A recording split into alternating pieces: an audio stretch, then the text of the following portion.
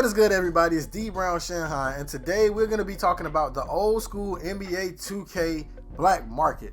You might be thinking to yourself, what on earth is that? Don't worry, I'll tell you. I mentioned the 2K black market in an old video, but the reason I'm doing this video is because my guy Tyree Hardy hit me up on Twitter, and he's been a supporter of the channel for as long as I can remember. For as long as I've been making YouTube videos, I've been seeing this dude in the comments. So I had to make this one for the boy.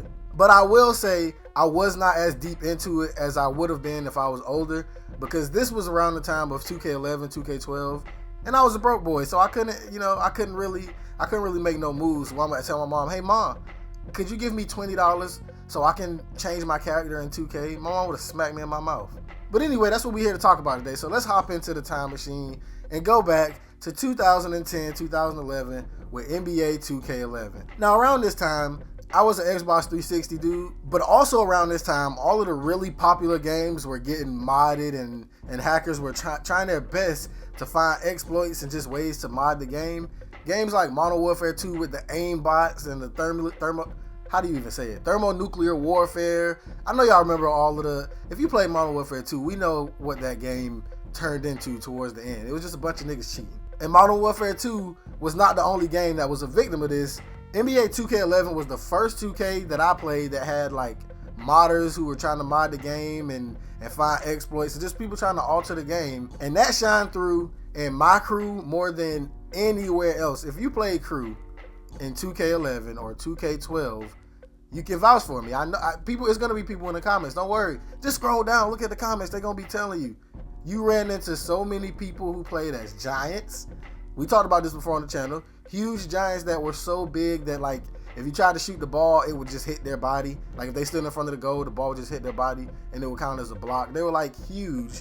And not only were there giants, there were people who were playing with, like, I remember seeing a guy came in with Larry Bird at point guard, and he had like a point guard size Larry Bird, and he had his overall maxed out. So the nigga was like dunking, he was shooting threes, and it was a mod player, but his mod player was actually Larry Bird. Now, after running into so many different versions of this mod, I started messaging the people who we played against that had these mods. And for the most part, nobody ever responded, because why would you respond? I'm not trying to help you. I'm not gonna help you cheat how I'm cheating so you can possibly out cheat me, even though most of the time we beat those cheating dudes. But after a while, one of these modders eventually replied to me and was telling me, oh yeah, all it takes is this and that, 1600 Microsoft points. Xbox 360 OGs remember Microsoft points. It wasn't always just money. On Xbox, we used to have to buy Microsoft points. You could earn Microsoft points. It was cool. But 1600 Microsoft points, if I remember correctly, translates to $20. And so it was like, for 1600 Microsoft points, I can get you whatever my player you want, or I can't remember what he said about the giant, because I remember asking, I was like, how do you do the giant thing? But they wouldn't tell me. They wouldn't tell me how to do it. They told me, we could do it for you, but I'm not going to show you how to do it. You know what I'm saying? So I was thinking about it, but I didn't do it for a couple reasons. One being, like I said earlier, I was broke. I was a kid. I was in like 9th grade, bro. I didn't have no job. I had no money. My mom was like, if you want some money, you better go get a job, bro. I'm not giving you game money so you sit here and spend money on the game. My mom wasn't with it, bro. I couldn't just tell her, hey mom, yeah, this hacker wants to help me hack this game.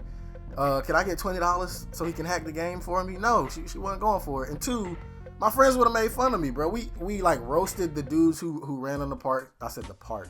Who was in the crew with the giants and the hacked players. We roasted them relentlessly, because if you got to cheat to win, you sorry. We made sure if there was ever an opportunity that we could talk to these people, we talk trash to them. So I'm certain if I would have pulled up with a modded player, not only would my friends have made fun of me, them niggas probably would have kicked me off the crew team. They probably wouldn't let me play with them. I'd have to play with randoms. So no, I didn't do it. That's not the end of it though. The very next year in NBA 2K12, y'all remember the lockout. So during the lockout, before everything was like official, the season began, the rookies were in 2K, but they were hidden. You couldn't access them. Like of course 2K had their character models already finished and everything.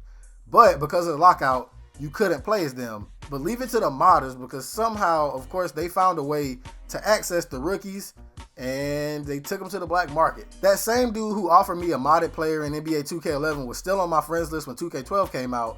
And after I saw people having the rookies as their mod players, like literally the rookies, what back then they called it a cyberface. Like look up NBA 2K12 Kemba Walker cyberface, or NBA 2K12 Kyrie Irving Cyberface. For some reason, they all had blue eyes, but it was their actual player model that 2K had hidden in the game. So I hit dude up after seeing people using these rookies, and I was like, yo, can you do this? He's like, yeah, nigga, I got you, bro. Like, what you need? But once again, I didn't do it. But it was wild. You could literally find people who would do this for you, but they wouldn't tell you how to do it. Also, what the fuck is a JTAG? Because I remember throughout all of this stuff, all of these hacking days on Modern Warfare 2, you randomly get a message to all friends, selling a JTAG Xbox with all the mods and fucking aimbot on Call of Duty. Like, y'all know y'all remember that stuff, bro. What is a JTAG? I'm too old to not know what that is. I never looked it up. And also, if I'm doing a video talking about mods in NBA 2K, then I pretty much have to mention the fact that in 2K10 and 11, and I don't remember if you could do it in 12, probably so because VC wasn't in 12, but you could literally, from the beginning of the game, you could hack your My Player to a 99 overall, and all you needed was a PC or some kind of computer and a flash drive, literally. It was people in my comments talking about this a long time ago, so I was like, I might as well just go ahead and say this in this video as well. It was this thing called Horizon, and it was a thing called like Hex Editor.